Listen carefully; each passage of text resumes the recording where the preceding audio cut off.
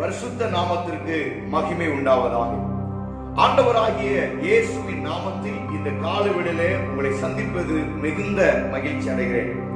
ஆண்டவராகிய கர்த்தர் நம்மை விடுவிக்கிறவராகவும், அவர் நமக்கு சகாயம் பண்ணுகிறவராகவும், அவர் நமக்கு துணை நிற்கிறவராகவும் இருக்கிறார். சூழ்நிலைகள் எவ்வாறு நமக்கு இருந்தாலும் கர்த்தர் நமக்கு போதுமானவராக இருக்கிறார்.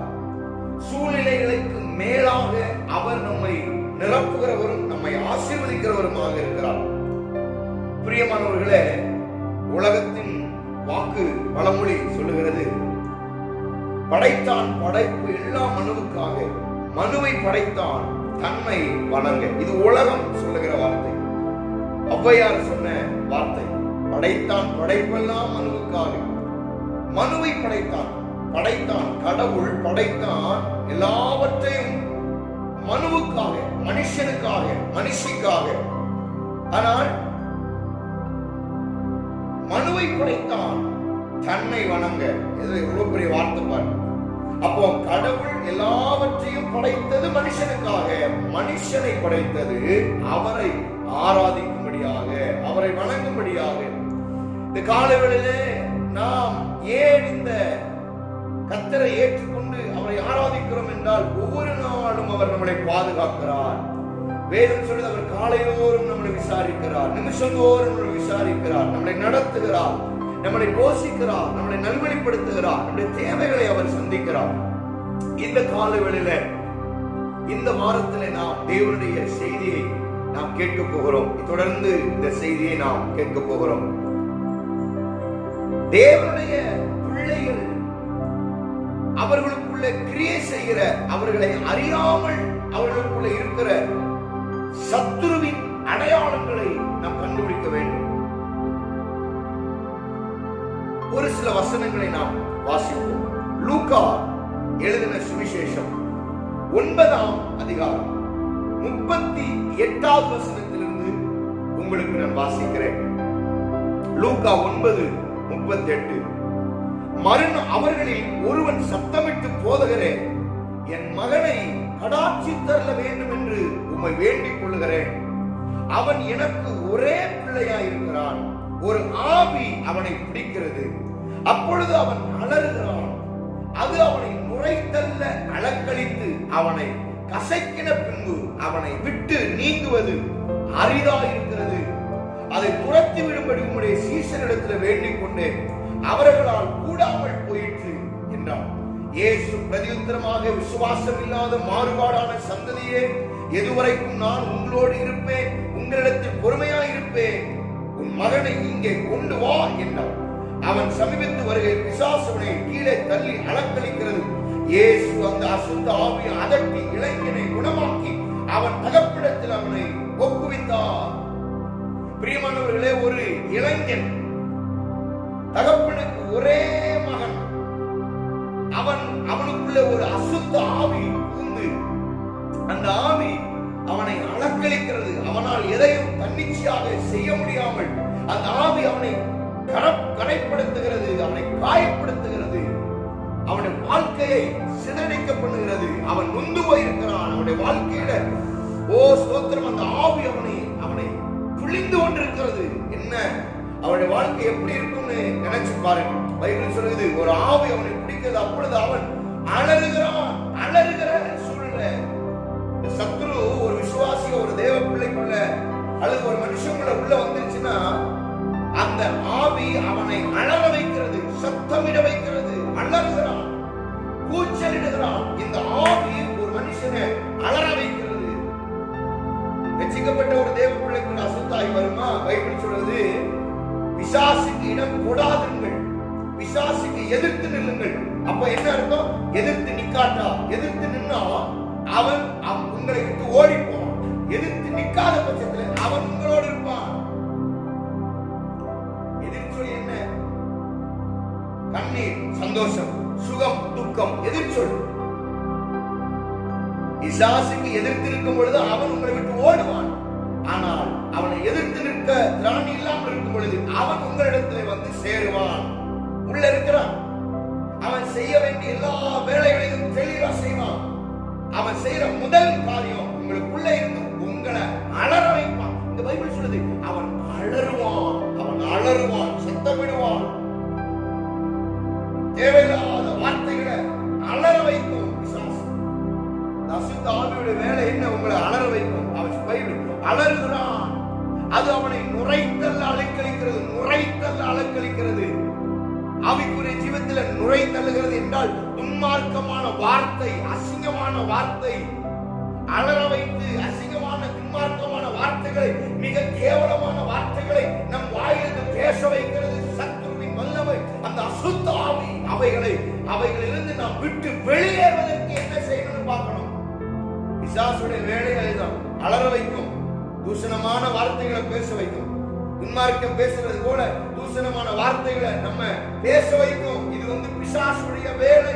பிசாசுக்கு அதுதான் தெரியும். துன்மார்க்கமா பேச வைக்கும். அசுத்த வார்த்தைகளை, துன்மார்க்கமான வார்த்தைகளை, மற்றவர்களை காயப்படுத்துகிற வார்த்தைகளை பேச வைக்கும். இந்த மனுஷனுக்குள்ள, இந்த வாளுகளுக்குள்ள இந்த பிசாசு வந்த உடனே இந்த பிசாசு செய்த வேலை என்ன தெரியுமா? இந்த பிசாசு அவனை அலக்களிக்கிறது, அலற வைக்கிறது. அலறுகிறான், அவன் அலறுவான். அலறுகிறது மாத்திரமல்ல, அவன் செய்த வேலை என்ன தெரியுமா? அவன் நுரைத்தல்ல அவனை தள்ளுகிறது. நுரைத்தல்ல. பின்பு சொல்லப்பட்டிருக்கிறது, அவனை நுரைத்தல் அலக்களித்து அவனை கசக்கின பின்பு அவனை விட்டு நீங்குவது அரிதா இருக்கிறது. அவனை நுரத்தல வச்சு, அலற வச்சு, கத்த வச்சு, கசக்கி அவனை குப்பை மாதிரி போட்டுட்டு அவனை விட்டு நீக்குவது அரிதா இருக்கிறது. பிசாசு ஈஸியா ஒரு மனுஷனை விட்டு வெளியே வர மாட்டான். ஒரு வீட்டுக்குள்ள போயிட்டான்னா அங்க குடிகொண்டிருப்பான். பைபிள்ல நம்ம வாசிக்கிறோம் பாருங்க, வனாந்திரத்தில அலைஞ்சு திரியும். மத்தேயு 12ஆம் அதிகாரம் 43, 44 வனாந்திரத்தில அலைஞ்சு திரியுமா. வேற இடத்தை கிடையாது. ஏன்னா மனுஷ சரீரத்தை போல சுகமானது ஆவிக்கு பிசாசுக்கு வேற இடமே கிடையாது. மனுஷனுடைய சரீரம் தான் அதுக்கு ஏசுறது மாதிரி. ஊரே சுத்தி வனாந்திர அங்கங்கள் அலையும். இடமில்லாத நேரத்துல இந்த பிசாசு சொல்லுமா, நான் விட்டு வந்த என் வீட்டுக்கு போகிறேன், நான் விட்டு வந்த என்னுடைய வீட்டுக்கு போகிறேன் என்று உரிமை பாராட்டுகிறது. பிசாசுடைய வேலை என்ன? உங்க மேல உரிமை பாராட்டு. ஆனா ஆண்டவர் சொல்றாரு, இனி என் நேச குமாரன் என்று அவர் நம்மை உரிமை பாராட்டுகிறார். பிசாசு நம்ம மேல உரிமை பாராட்ட முடியாது. மோசேயுடைய சரீரத்தை பிசாசு உரிமை பாராட்ட நினைச்சிச்சு. அதனாலதான் கர்த்தர் பார்த்தார், பிசாசே நீ என் பிள்ளை சரீரத்தை உரிமை பாராட்டியா என்று சொல்லி ஆண்டவரே மோசேயை அடக்கம் பண்ணினார். சத்துரு உங்களை உரிமை பாராட்ட முடியாது, உரிமை கோர முடியாது. ஏனென்றால் ஆவியானவர் நமக்கு ஜெயக்குடியேற்றுகிறார். ஆவியானவர் நம்முடைய தூணாக, ஆவியானவர் நம்முடைய பலனாக, ஆவியானவர் நம்முடைய தைரியமாக, ஆவியானவர் நம்முடைய மூச்சாக இருக்கிறார். பிசாசுடைய வேலை அவன் ஊரே சுத்தி மறுபடியும் என் வீட்டுக்கு போகிறேன் அப்படி சொல்லிட்டு மறுபடியும் நம்ம சரீரத்துக்கு சும்மா வராதான். அதிலும் 7 ஆவிகளை, எக்ஸ்ட்ரா 7 ஆவிகளை பிடிக்கும். ஒரு ஆவியவே நம்மளால சமாளிக்க முடியல. இது வனாந்திரத்தில் வளைந்திருந்து எக்ஸ்ட்ரா 7 ஆவியை கூட்டிட்டு நம்ம சொந்த வீட்டுக்கு வர்றது போல வருவோம். ஆவியுடைய வேலை பார்த்தீங்களா? எச்சரிக்கையோடு நாம் இருக்க வேண்டும். ஆவிகளுக்கு எதிர்த்திருக்கணும். இங்கே சொல்லப்பட்டிருக்கிறது, அவனை கசக்கின பின்பு அவனை விட்டு நீங்குவது அரிதா இருக்கிறது. அதை துரத்துறதுக்கு சீசர்கிட்ட கேட்டு பார்த்தோம், சீசர்களால முடியல. ஆனா ஆண்டவர் என்ன தெரியுமா செய்தாரு? இயேசு பிரதித்திரமாக அவன் சமீபத்தில் வருகையில் பிசாசு அவனை கீழே தள்ளி அலக்களிக்கிற இயேசு அந்த ஆவியை அதட்டினார். இயேசு அந்த ஆவியை அதட்டினார். அதட்டினார். அமைதல் ஒரு அதட்டு. ரட்சிக்கப்பட்ட ஒரு தேவக்குள்ள சத்துருவ பக்கத்துல வந்தா நீ அதட்டணும். அதோட சேர்ந்து மிங்கிலாயிடக்கூடாது. நான் நீ ஒரே கட்சி தான், வாங்க சேர்ந்து விளையாடலாம் இல்ல. ஆவிகளோட மிங்கிலாயிராதீங்க. இந்த காலவெளியில பிசாசுக்கு எதிர்த்து நில்லுங்கள். அப்பொழுது அவன் உங்களை விட்டு ஓடி போவான். ஆவி நம்மளை விட்டு போகணும் அப்படின்னா மத்தேயு 8:16 சொல்லப்பட்டது போல வார்த்தையினால ஆவி வரட்டலாம்.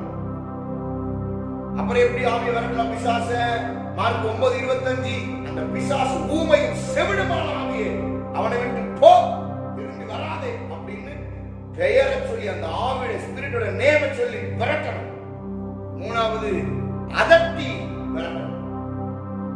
சில பிசாசுகள் பாடும்போதே ஓடிடும். சில பிசாசு பிடிச்சவங்களை ஆலயத்தில் கொண்டு வரும்போது பாட்டு பாடி கை கட்டி ஆராதிக்கும் பொழுது பிசாசு ஓடிடும். சில பிசாசு பிரசங்கத்துல ஓடும், சில பிசாசு காணிக்க போடும்போது ஓடும், சில பிசாசு சாட்சி சொல்லும் போது ஓடும். அந்த பிசாசு எப்ப ஓடணுமோ அப்ப கரெக்டா ஓடும். அதுக்கு எப்படி சில பிசாசு ஊழியக்காரன் கை வச்சா தான் போகும். பிரியமானவர்களே, ஆவிகளை கண்டு நாம் பயப்பட வேண்டாம். பரிசுத்த ஆவியானவர் தான் நமக்குள்ள இருக்கணும். அசுத்த ஆவியால நம்ம ஒண்ணுமே செய்ய முடியாது. பிசாசு பிடித்த தன்னை பிசாசு பிடிச்சிருக்கு அப்படின்னு தன்னை யாரும் ஒத்துக்கிட மாட்டாங்க. விசுவாசிகள்கிட்ட போய் உங்களுக்கு ஒரு பிசாசு பிடிச்சிருக்குன்னா அவங்க ஒத்துக்கிட மாட்டாங்க. நான் எப்படி ஜெபிக்கிறேன், எப்படி ஆராதிக்கிறேன், எப்படி கர்த்தருக்கு பிரியமா வாழ்றேன், எனக்குள்ளே பிசாசு வாய்ப்பே இல்லை, ஒத்துக்கிட மாட்டேன். இஷ்டப்படி தன் இஷ்டத்துக்கு வாழ்ற மனுஷனுக்குள்ள அப்படிப்பட்ட ஆவிதான் இருக்கும். தன் இஷ்டத்துக்கு, தன்னுடைய இஷ்டத்துக்கு வாழுகிற வாழ்க்கை அல்ல, கர்த்தருக்கு பிரியமான வாழ்க்கை வாழ தேவன் நமக்கு கிருபை தருவார். இந்த காலவெளியில ஆவிகளை குறித்து பிசாசு பிடித்த அந்த ஆவியை அதட்டி அந்த இளைஞனை தகப்பனிடத்தில் ஒப்புவித்தார். அந்த சத்துருவை விரட்டி அதட்டி தகப்பனிடத்தில் அந்த பிள்ளையை ஒப்புவித்தார். நம்முடைய ஆண்டவர் நமக்கு துணையாக பலனாக இருந்து நம்முடைய பிசாசை அதட்டி, நமக்கு ரோதமாய் வருகிற அசுத்த ஆவிகளை அதட்டி நமக்கு அவர் ஜெயத்தை கொடுக்கிறார். காலவேளை நிச்சயமாக உங்கள் சத்துருக்களை கர்த்தர் அதட்டி உங்களுக்கு ஒரு பெரிய ஜெயத்தை தருவார். ஜெபம் பண்ணுவோம். ஆண்டவரே, காலவேளை சத்தத்தை கேட்கிற நம்முடைய பிள்ளைகளை ஆசீர்வதிப்பீராக. இன்னும் பிள்ளைகள் பெருகட்டும், அற்புதம் நடக்கட்டும், கோடாகோடியை உயர்த்தப்படட்டும். நன்மை நான் நிரப்பி ஆசீர்வதிக்கும்படி ஜெபிக்கிறோம். இயேசுவின் நாமத்தில் ஜெபிக்கிறோம் ஜீவன நல்ல பிதாவே, ஆமென். ஆமென். நாளை இந்த தொடர்ச்சியை